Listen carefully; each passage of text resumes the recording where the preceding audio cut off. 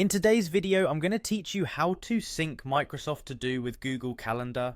If you're juggling multiple tasks across different platforms, this guide will bring them all together seamlessly using Zapier. First off, let's talk about why you'd want this integration. Syncing Microsoft To Do with your Google Calendar allows you to effortlessly manage your tasks in a central place. This way you can ensure that nothing falls through the cracks and your productivity can see a smooth boost. Let's get started. The key tool we'll use is Zapier, a powerful automation platform. By creating what's called a Zap, you can automate the connection between Microsoft To Do and Google Calendar. Begin by logging into your Zapier account. If you haven't signed up yet, you can easily create an account on their website. Once in, look for the plus create button. This is your starting point for new automations. With this clicked, you should see an option labeled Zaps.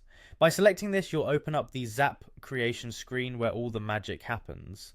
Right from the start, Zapier needs to know what will trigger this whole sync process, so look for and click on Trigger. Next, you'll need to specify Microsoft To Do as the app that kicks off your Zap. Start typing its name into the search bar and then select it from the drop-down list.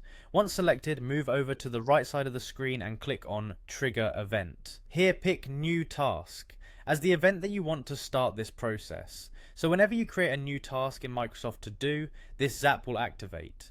After making your selection, go ahead and click on Continue.